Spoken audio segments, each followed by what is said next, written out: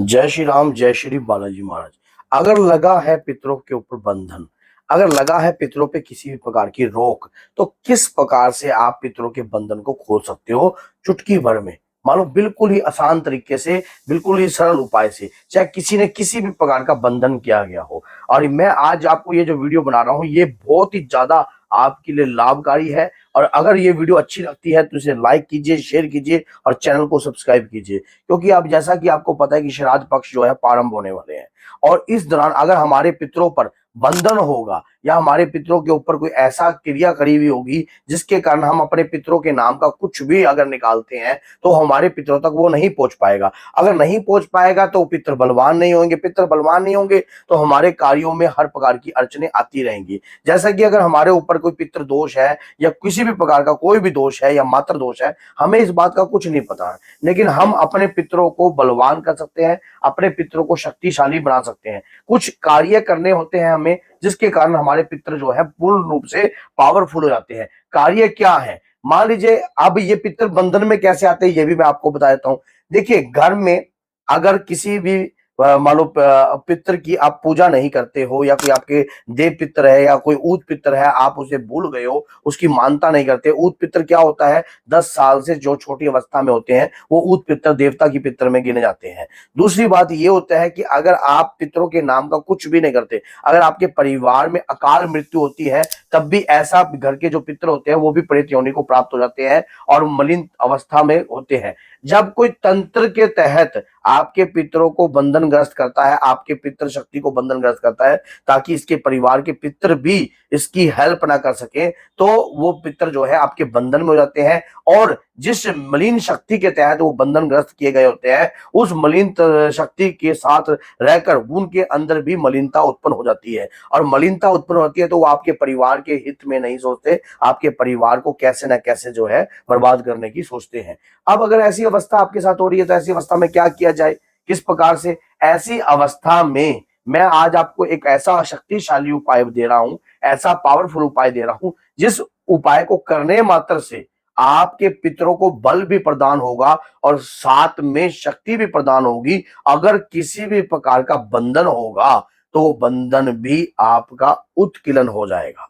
चाहे तंत्र के तहत क्या हो। आपको इतना तो पता ही होगा कि जो हनुमान जी महाराज हैं वो धरती के जागृत देवता है और माया का भक्षण करने वाले देवता है। और ये देवता ऐसे है कि जब भगवान राम और लक्ष्मण को आई रावण पाताल लोक में ले गया था, तो भगवान उस समय जब उनकी बलि चढ़ाने के लिए, तब हनुमान जी ने पंचमुखी रूप धारण किया था और आई रावण जैसा मायावी का भक्षण किया था, उसकी माया का भक्षण किया था। अगर आपके परिवार के ऊपर भी माया है, आपके परिवार के ऊपर भी काफी तरह से तंत्र की माया छोड़ी गई है, पितरों को समझ में नहीं आ रहा है या प्रेत का समझ में नहीं आ रहा है, तो ये 15 दिन जो श्राद्ध पक्ष के हैं, ये आपके पितृ पक्ष में जो ये दिन आ रहे हैं, ये आपके पितरों को जरूर खोलेंगे। इस उपाय को दिल से करना है और शेयर भी करना है वीडियो को, ताकि ये अधिक से अधिक लोगों तक जा सके और लोग परेशान ना रहे। आपने क्या करना है, आपने जो है जनेऊ लेना है। जनेऊ क्या,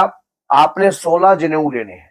पहली तिथि से आप जिस भी तिथि से आप प्रारंभ करोगे, मान लीजिए आप वीडियो को बाद में देख रहे हो तो उस तिथि से भी आप प्रारंभ कर सकते हो। ये 16 जनेऊ लेने हैं आपने अपने पितरों के नाम के, और इन पितरों के नाम के 16 जनेऊ, और 16 ही आपने कमल गट वो लेने हैं जायफल, 16 ही जायफल लेने हैं। ये अपने अपने पूरे परिवार, अपने पूरे कुनबे, जो आपका परिवार है, जो भी आपके भाई चाचा ताऊ जो भी है, उन सब के ऊपर से वार के 7 बार, अगर आपके चाचा ताऊ नहीं मानते तो आप अपने परिवार से भी बांध सकते हो। 7 बार जनेऊ और ये जायफल, चाहे स्त्री हो चाहे जेंट्स हो, लेकिन ये बात याद रखना है कि कोई भी स्त्री इसको वारेगी नहीं, वारना जेंट्स जेंट्स को ही पड़ेगा। तो उस दौरान वार कर आपने ये सभी के सभी और हनुमान जी की पंचमुखी पाठ को प्रारंभ करना है। आपने एक तेल का दीपक लगाना है, तेल का दीपक ऐसे होना चाहिए और ऐसे होना चाहिए। तेल कौन सा लेना है, तिल का तेल लेना है, और उसके दौरान जो है दो एक दीपक अलग से छोटा लगाना है, तो ये पंच वो घी का लगाना है। इस प्रकार से दीपक लगाकर ये दीपक जो है 15 दिन तक जो है अगर चला सकते हो तो 15 दिन तक चलाओ, अगर नहीं चला सकते तो आप रेगुलर इस दीपक को जला सकते हो। जब भी आप पंचमुखी बाबा का पाठ करो तो हनुमान जी के पंचमुखी रूप का आह्वान करना है और ये कहना है कि हे प्रभु, आप तो सब जानते हो और सब जानी जान हो, मेरे परिवार के ऊपर अगर किसी माया ने कोई भक्षण किया हुआ है या मेरे परिवार पे कोई ऐसा तंत्र किया गया है माया के दौरान जो भी मेरे परिवार का ऊपर जो है भारीपन में है या मेरे कारोबार में बरकत नहीं होने दे रहा है या मेरे पितरों को किसी भी गंदी या मलिन शक्ति ने बांध रखा है, तो हे बाबा मैं कुछ नहीं जानता, सिर्फ मैं ये जानता हूँ हनुमान जी का स्वरूप आपके घर में होना चाहिए। अगर नहीं है तो आप हनुमान जी के पंचमुखी रूप का स्वरूप ले सकते हो या हनुमान जी की नॉर्मल जो स्वरूप जो पीछे आपको दिखाई दे रहा है, इस स्वरूप के आगे भी आपने एक जायफल और एक जनेऊ पहले दिन चढ़ा देना है बाबा के चरणों में। अगर स्वरूप है तो आपके पास, अगर मूर्ति के रूप में है तो मूर्ति में पढ़ा सकते हो आप, राइट से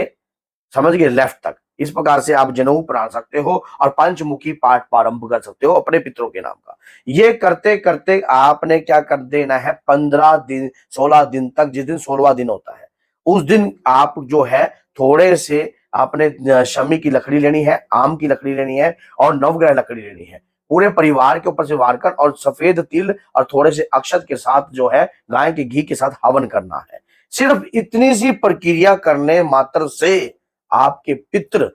बंधन से मुक्त होने लग जाएंगे और स्वयं आपको ये चीज का आभास होगा कि आपके पितृ जो है आपको आशीष आशीर्वाद पितृ पक्ष में देके जा रहे हैं, आशीर्वाद पितृ पक्ष में देके जा रहे हैं और कृपा प्रदान आपके ऊपर हो रही है। इस कार्य को करने मात्र से लाइफ में ऐसी ऐसी चेंजिंग आएगी, ऐसी ऐसी तरीके आपको पता लगेंगे कि जब आप स्वयं देखोगे कि मेरा किया हुआ वो उपाय आज भी फलीभूत हो रहा है। और एक काम और कर देना, इन पितृ पक्ष के दौरान अगर सोमवार पड़ता है तो 5 दीपक आटे के अपने ऊपर से वार कर कच्ची लस्सी के साथ भगवान शिव पर जरूर अर्पण करके आना, ये बात याद रख लेना। तो ये कार्य अगर सोमवार जो भी जिस भी सोमवार पे जो भी श्राद्ध पड़ता है, ये कर कर जो जायफल आपने रखे हैं वो सारे के सारे जायफल अपने ऊपर से वार कर जो आप हवन करोगे उसमें डाल देने हैं, सिर्फ जनेऊ नहीं डालने हैं, जनेऊ जो है आपके डले रहने दीजिए। उसके दौरान फिर क्या है, ये प्रक्रिया करने से ना तो आपने किसी का तंत्र किया ना किसी का बुरा किया,